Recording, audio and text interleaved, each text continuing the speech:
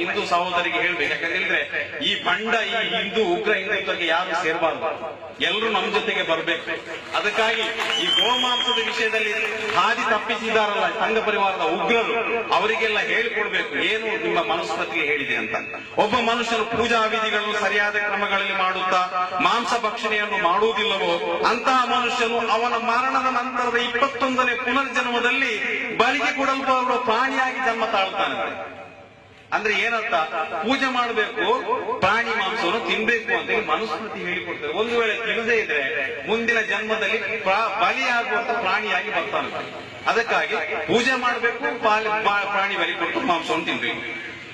ಶತಪಥ ಬ್ರಾಹ್ಮಣ ಅಂತೇಳಿ ಒಂದು ಗ್ರಂಥ ಇದೆ, ಅದರಲ್ಲಿ ಹೇಳಲಾಗಿದೆ ಅಧ್ಯಾಯ 3 ಸೂಕ್ತ 1, 2, 21ರಲ್ಲಿ ಮಹರ್ಷಿ ಯಜ್ಞವಲ್ಕ್ಯ ಹೇಳ್ತಾನೆ. ನಾನು ಗೋಮಾಂಸ ತಿನ್ನುವೆನು, ಯಾಕಂದ್ರೆ ಅದು ತುಂಬಾ ಮೃದು ಹಾಗೂ ರುಚಿಕರ. ನಿಜವಾಗಿ ಮೃದು ಹಾಗೂ ರುಚಿಕರ. ಯಾರು ಹೇಳ್ತಾ ಇರೋದು?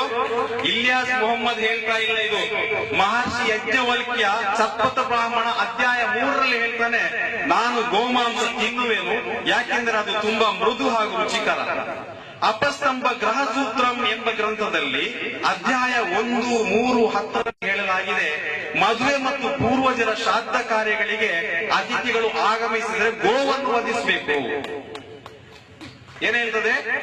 ಮನೆಗೆ ಯಾರಾದ್ರೂ ನೆಂಟರು ಬಂದ್ರೆ, ಅಳಿಯಂದ್ರು ಸೊಸೆಯಂದ್ರು ಯಾರಾದ್ರೂ ಬಂದ್ರೆ ಅಪಸ್ತಂಭ ಗ್ರಹಸೂತ್ರದಲ್ಲಿ ಹೇಳುವ ಹಾಗೆ ಗೋವನ್ನು ವಧಿಸಬೇಕು, ಮಾಂಸವನ್ನು ಉಣಬಡಿಸಬೇಕು. ಎಲ್ಲಿ ಎಲ್ಲ ಫೈಲು ಸಂಘ ಪರಿವಾರ ಟೋಟಲ್ ಪಂಕ್ಚರ್ ಆಗಿಬಿಟ್ಟಿದ್ದಾರೆ. ಈಗ ಏನು ಇಲ್ಲ ಅವರಿಗೆ.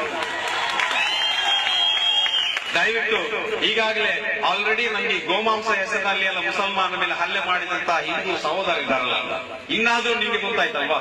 ಇನ್ನು ಅದೆಲ್ಲ ಬಿಟ್ಬಿಡಿ, ನೀವು ನಮ್ ಜೊತೆಗೆ ಬನ್ನಿ. ಬೇಕಾದ್ರೆ ನಾವು ನಿಮಗೆ ಗೋಮಾಂಸದ ಸಿಹಿಯುಕ್ತವಾದಂತಹ ಸ್ವಾದಿಷ್ಟವಾದ ಭಕ್ಷ್ಯವನ್ನು ಮಾಡಿಕೊಡ್ತೇವೆ, ತಿಂದು ನೋಡಿ. ಯಾಕೆ ನಿಮ್ಮ ಗ್ರಂಥದಲ್ಲಿ ಹೇಳಿಬಿಟ್ಟಿದೆಯಲ್ಲ. ಋಗ್ವೇದದಲ್ಲಿ ಹೇಳಿದೆ, ವೇದದಲ್ಲಿ 4 ವೇದಗಳಿದೆ, ಅದರಲ್ಲಿ ಒಂದು ವೇದ ಋಗ್ವೇದ. ಅದರಲ್ಲಿ 10, 85, 13 ಅಧ್ಯಾಯಗಳಲ್ಲಿ ಹೇಳಲಾಗಿದೆ, ವಧುವಿನ ಮದುವೆ ಸಮಾರಂಭದಲ್ಲಿ ಹೋರಿಗಳನ್ನು ದನಗಳನ್ನು ವಧಿಸಬೇಕು. ಮದುವೆ ಸಮಾರಂಭದಲ್ಲಿ ವಧುವಿನ ಕಡೆಯವರು ಏನ್ ಮಾಡ್ಬೇಕು? ಹೋರಿ ಮತ್ತು ದನಗಳನ್ನು ವಧಿಸಬೇಕಂತೆ. ಋಗ್ವೇದ 6:17 ಒಂದರಲ್ಲಿ ತಿಳಿಸಲಾಗಿದೆ,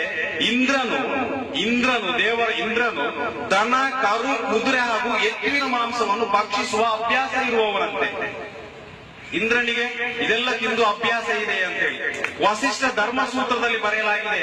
11 ಮತ್ತು 34ರಲ್ಲಿ ಬರೆಯಲಾಗಿದೆ, ಶ್ರಾದ್ದ ಅಥವಾ ಪೂಜೆಗಳಲ್ಲಿ ಬ್ರಾಹ್ಮಣನಿಗೆ ನೀಡಿದ